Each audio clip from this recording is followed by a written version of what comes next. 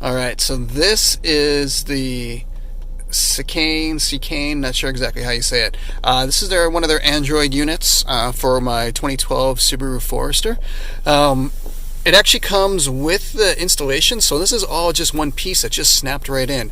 It goes all the way down with the vents. That itself is actually pretty great. I have to say it was really easy to plug in. They gave me a harness kit that clicked easily. The only thing that didn't fit was the antenna cable. I had to use the one for my existing Subaru stereo that I had. The connection that they had would not connect to my antenna on the outside. Not a big deal since I already had it, but just something that you should know. It's an Android. It's an Android tablet. It's not fast. I did not get one of the more expensive units, and because of that, it's a slower processor and lower memory. I think that probably causes some of the issues that I'll be talking about in a second here. But looking at it overall, you have this main dash display. Some of these are not changeable. So you can see like a normal Android you can move around. I don't use a navigation because I actually use Android Auto, which I'll show in a second. But as you can see, I can't remove that from the front screen. And that actually only works if it's connected to Wi-Fi, which means I'd have to hotspot my phone. I keep it off. I find it's really slow. One of the big reasons is I can't use the navigation and Spotify at the same time. So that's a little bit of a pain. So luckily, though, again, there is Android Auto. Some of the different features you have here, you've got your auto kit, which is actually what my Android Auto is. Phone, again, with a Bluetooth connection, that's fine. The radio is okay. It doesn't have RDS on it, so turn down my NPR there. It doesn't have RDS, and that's a little frustrating. But it is nice and big, and you can change a couple settings on it. So it's not horrible by any means. This home button actually worked the first time just now, which is great. A lot of times it doesn't. I've had issues with that. I don't like that there are no physical buttons on here. That's a little bit annoying. I was able to program at least my volume controls on the stereo, but I have had a hell of a time trying to get anything else programmed in there. It actually took me forever just to get that. Not great in that aspect, so that was a bit frustrating. And this, if you look at it now, it is probably going to go into a static screen, or no signal. If I move it into reverse here, you can see that I actually have a wireless review camera hooked up for when I put it into reverse. So, but the camera only turns on when it's on reverse because it is actually connected to my backup lights. I may actually switch that to my license plate so it's always on. It doesn't automatically turn on when I go into reverse. I do have to use that app, but it is handy if I've got a lot of stuff in a Subaru, which you often do. So it's nice to have that feature. I also have the wireless receiver inside the dash itself. I think if I pull that receiver out, I'm going to get a better signal. It's pretty buried in there. I'm probably also going to remove the GPS antenna that they put on here because I do think it interferes with my phone. A couple other features you have on here. You can go into all the different apps. The torque light I thought was going to be great, that I could use one of the OBS systems. I can't actually find that on there, so I have to use my phone to see that, but it's nice that they have that option. And then, just a couple other things on here. A calculator in case you need that on the road. Auxiliary 2 if you want to plug in. A couple other settings. A lot of the stuff I just don't use at all. You can just see what some of this stuff is. Some of these don't work. In fact, the Easy Connection app, if I try to launch it, it says it's an unlicensed product and it won't work and I can't do anything about it. So you get what you get. It is a Chinese product, and it says at home feed button there. That's not always working. There we go.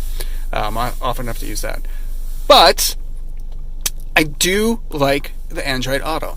I first tried to use Headunit Reloaded, and it's a beautiful screen, but my navigation was about 5 to 10 seconds off.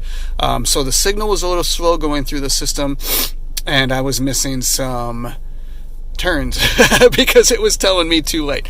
So what I ended up doing was I got one of these little units. So this black box here, a little dongle that I plug into. I'm running a Google Pixel 3. So this plugs into one of the USB cables that come out. This does have actually two USB cables that come out of it. One doesn't have anything. I do have just a camera that will always record. I just haven't plugged it in yet, but that's where that will go. And then it goes into this unit. Actually, what I have before that is this, and this is a USB on-off switch. And here's the reason for that. I'm about to plug, I'm actually recording this with my Pixel. I'm about to record, or excuse me, I'll plug in my phone so you can see what happens. And this will connect to the auto kit. So once I plug that in, auto kit usually loads right up. Maybe I forgot to turn it on. There we go. Click. There we go. So I just actually had it on. So right now I have this hooked up. It's going to say please connect the phone. Eventually it will launch into Android Auto. Sometimes it's a little slow. That's a little frustrating. And that's just the way the system is. If I unplug and plug back in, sometimes that takes care of it. You're getting what you pay for with this system. You really are. There we go. I actually turned off my camera when I was doing that there. So you can see it's actually really nice. So you have a couple different settings on here. And I'll go back into the auto kit so you can see, but this is the new Android Auto, and if you're not on that, turn that feature on, because it is way better than the old Android Auto. Much better layout. You have your apps. It always has your most recently used up at the top here. What I love though is that the navigation is that you've got your Spotify or whatever audio controls right at the bottom. If you do Waze, it's the same thing. Notifications. Google Assistant works great. Really fantastic. Spotify is super easy to manage. You can pull up all of your lists, play the downloaded playlists. As it crashes on me, that's the nature of the system. But yeah, you've got quite a few different options on here. I find this actually pretty easy to navigate. It's not bad at all.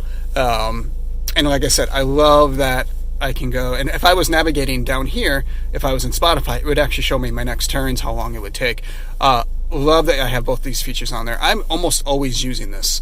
If I ever get rid of this head unit, and I probably will someday, I will probably just go with a regular Android Auto unit. I don't need a full Android tablet on here.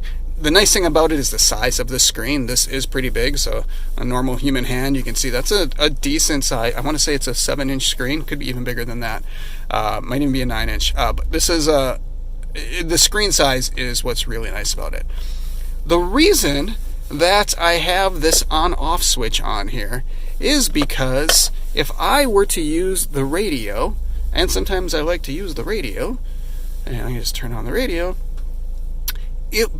just because that this Android Auto dongle is connected, oftentimes it'll just stop the radio right here and it'll keep going back in to the Android Auto. So as long as that dongle is connected, it keeps wanting to open up the Android Auto, whether my phone is connected or not. So it's actually the dongle that's sending that signal. So that is why I've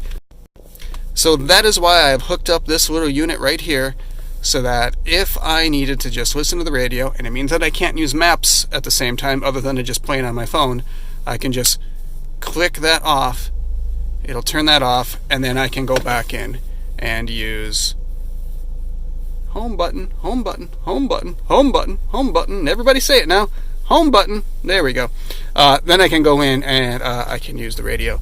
I have to say the sound on this is actually better than the sound that I had on my actual Subaru stereo, because you've got so many fine-tuning adjustments. I wish that my old Subaru radio had that on there.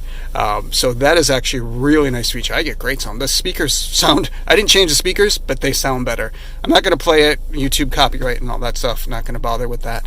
But yeah, overall, you know, I complained to Seicane about it. I actually wanted to return the unit. They actually said they wouldn't do a return. It was too much of a hassle. So they actually just refunded me $100. At that point, it's worth it to have it in here, because it suddenly makes it basically, with all the attachments, I got basically a $200 head unit, including all the cables, dongles, and everything. So that's not horrible, but if I were to do it again, I would just spend the extra and maybe get, say, like a Sony head unit that has Android Auto built in. They've got new units coming out, which means their older ones, which are just fine, will probably go down in price too. So, again, clean looking install. It looks like it's pretty much made by the factory. I got to say that it just did a great job. Everything works fantastic. As far as the Subaru pieces, there's some quirkiness with these things. If you can live with that, and you know how to get around those issues, you've got a nice, big, beautiful display with some quirks. One other thing that I did want to show you is that on the auto kit, here are some of the settings that you have in here. So you can see I've got speed, fluency, and compatible. The speed setting means that it's not as a high resolution on my maps, but it tells me the turns when I need it to. If I put it into compatible, it's a nice, beautiful, crisp display, just as good as my phone is, but I'm getting about the 5-second delay between the turns when my phone wants to do it and when my head unit does as well. And you got a couple other positions on here that you want to do. Some of the other things you've got on here, we go into the car settings. You can see this is where you can go through, you can adjust some things on here, whether your car works with them or not. The steering wheel learning is where you go in to try to do the volume up and down. You can see that it thinks I've got these two programmed. I do not. They did not work, and I'm not going to mess with it now because it literally took me about 20 minutes just to get the volume to finally remember it. So you get what you pay for. If you get one of these units, Godspeed. For the low price, it's not bad, but if you spend a little bit more, you're going to get something that probably works much more flawlessly. It's up to you.